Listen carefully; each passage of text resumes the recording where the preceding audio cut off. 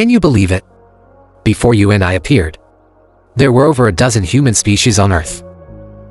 And we're just the last one that survived. The genus Homo sounds pretty lofty, but calling it human is kind of hand-wavy. After all, everything under it counts as human. Though each has its own traits, the exact classification details are still pretty fuzzy. Scholars still argue about who's the ancestor and who's the cousin. However, it's currently thought the first species in Homo appeared around 2.8 million years ago. This estimated time is based on a fossil called LD 350-1. That's a badly damaged adult mandibular bone. Scientists think it may belong to Homo habilis or an ancestor of Homo. First, this bone was discovered in South Africa, and its discovery directly overturned our understanding of the human evolutionary timeline. It's considered, so far, the oldest confirmed Homo fossil. Since then, each time a new member of Homo appeared, there seemed to be a pattern.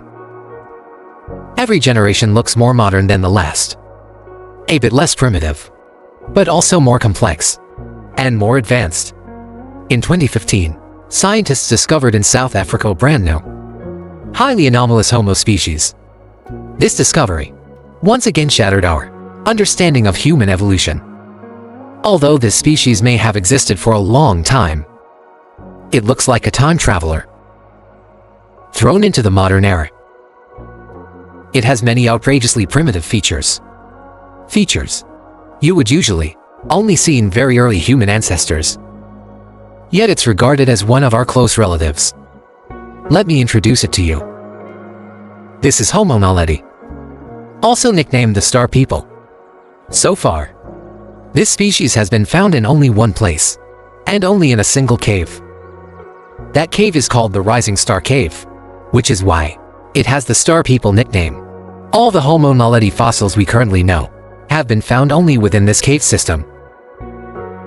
And this cave is arguably one of the most dangerous and grueling places on Earth.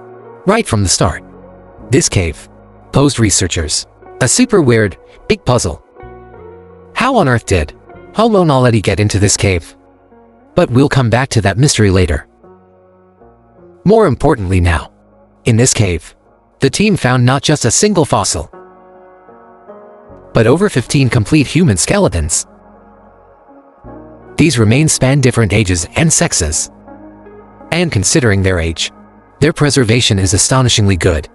In this initial excavation, they unearthed over 15,500 bone fragments, which provided scientists with a very comprehensive puzzle to roughly reconstruct Homo naledi's overall appearance. And the bones are so well preserved that researchers could more accurately date them. According to analyses, this species lived roughly between 335,000 and 236,000 years ago. As for H. naledi's body plan, it's puzzling on top of puzzling. They combine two completely different sets of traits.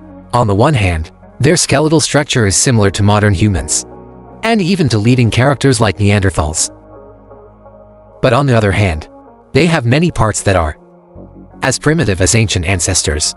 You might not expect it, but these H. naledi from hundreds of thousands of years ago were shockingly small.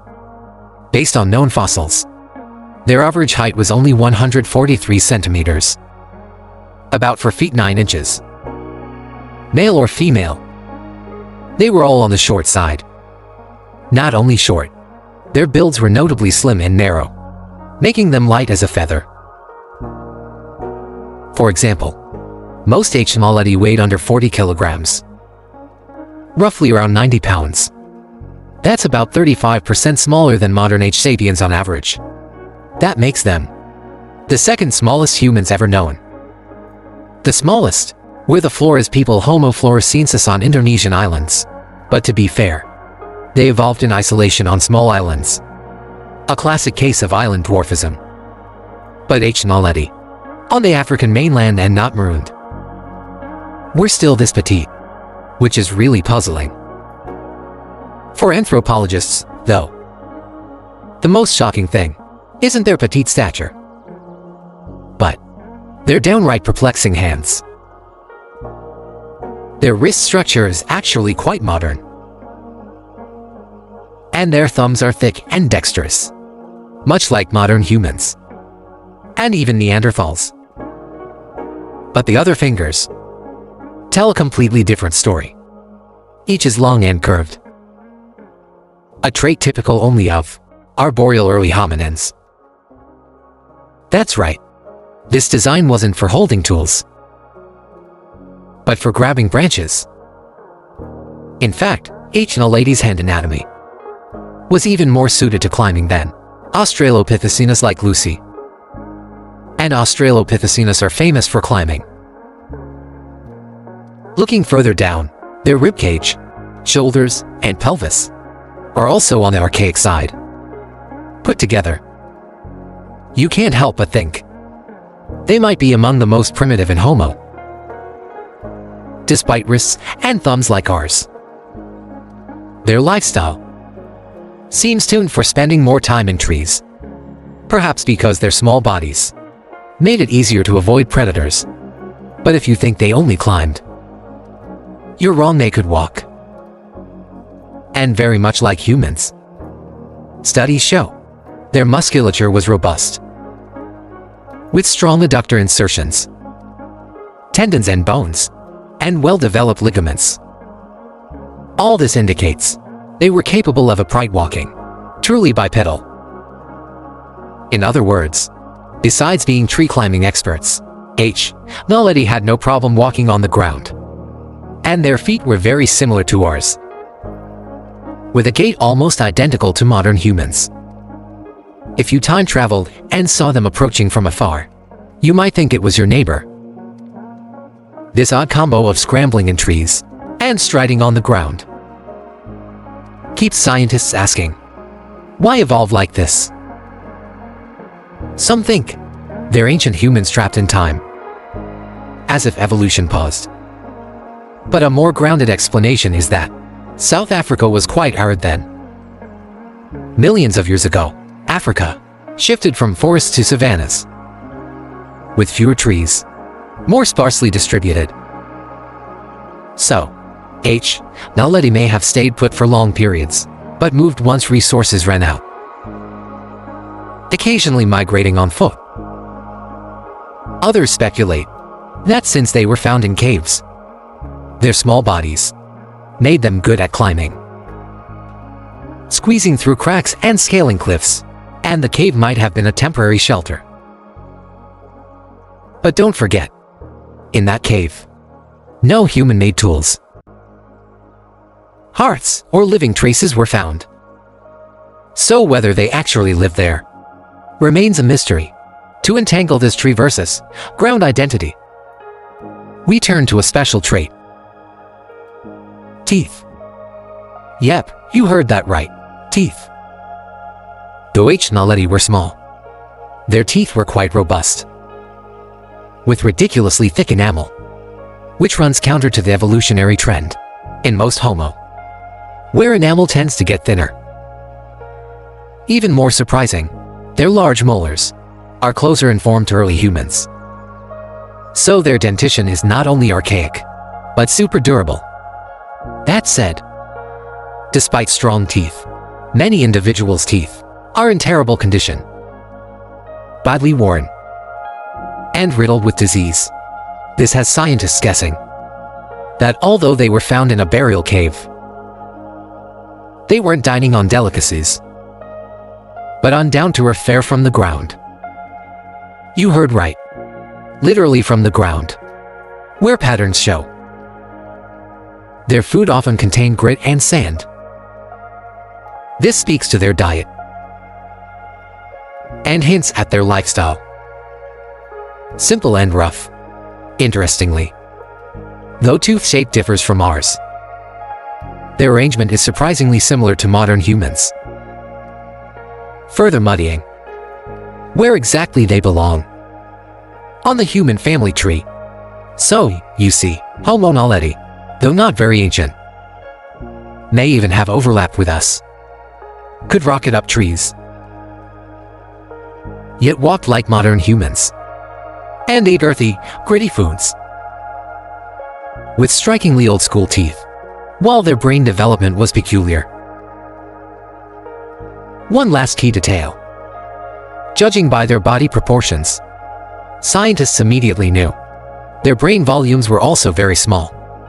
Data show their average cranial capacity was only 465 to 610 cubic centimeters, about what a newborn's brain reaches after a few months.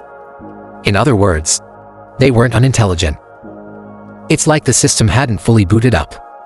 So their brain size, relative to their bodies, was really under provision.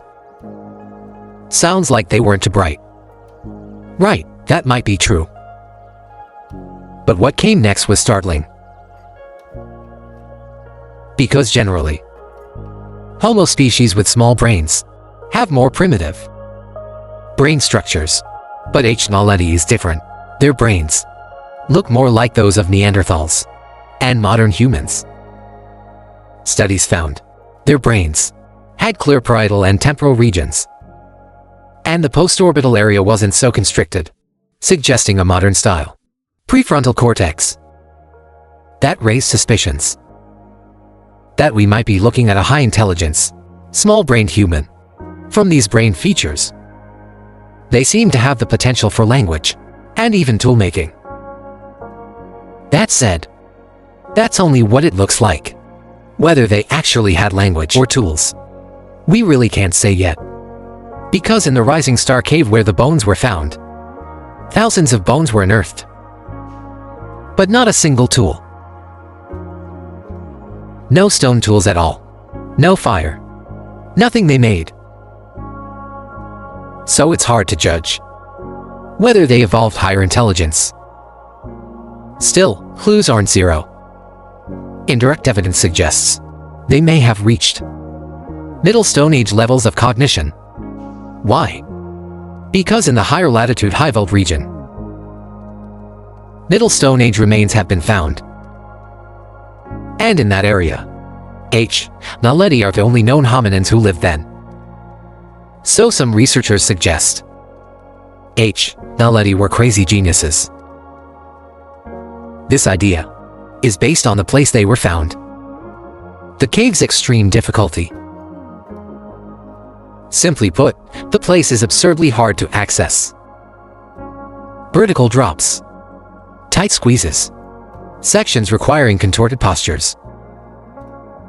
Not something you just clamber through. Even with modern tech, it's dangerous.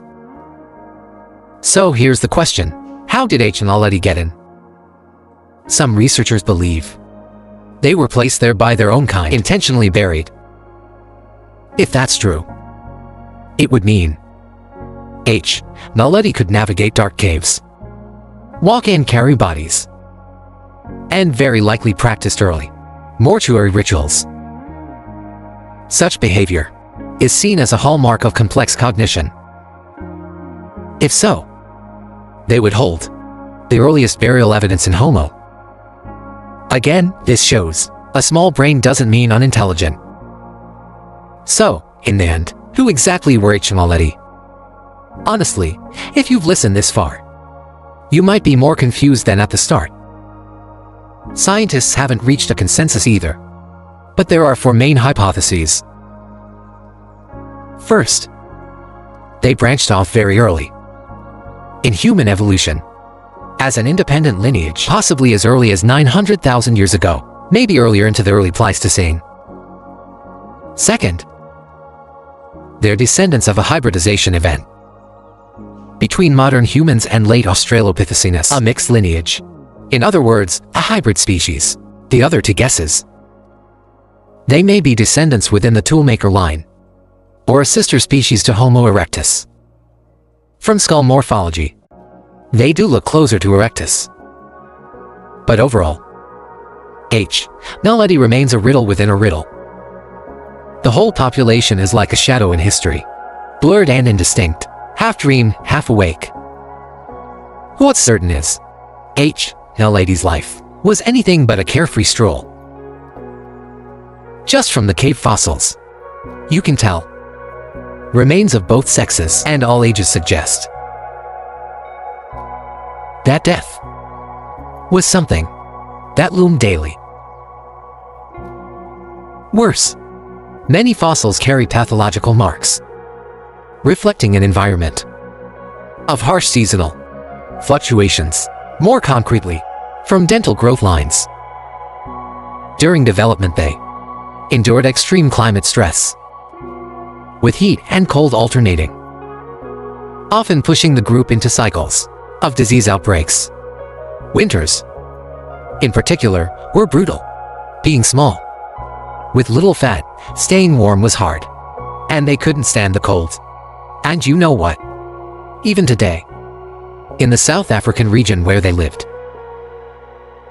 disease rates are still higher than surrounding areas. Respiratory infections, childhood diarrhea, illnesses linked to environmental stress are especially common. Researchers suspect that being so small, they likely were tasty treats for big predators back then, like lions and hyenas, and leopards. From time to time, someone probably ordered the naledi combo. The one bit of good news is, near the Rising Star Cave, few fossils of large carnivores have been found. Of course, no one thinks naledi fought off beasts one too many. Rather, a more plausible explanation is, their region was simply barren, with scarce resources, so big predators couldn't be bothered. Maybe what did them in wasn't catastrophe or monsters, but the climate itself. As mentioned, Rising Star is currently the only place we've found naledi remains, but the cave itself probably didn't cause their extinction. The region's climate was just too unstable, preventing effective migration or adaptation to new habitats. When resources ran out and bodies gave out, they may have slowly faded from the map. Based on current fossil data, the entire span of naledi was roughly only about 100,000 years.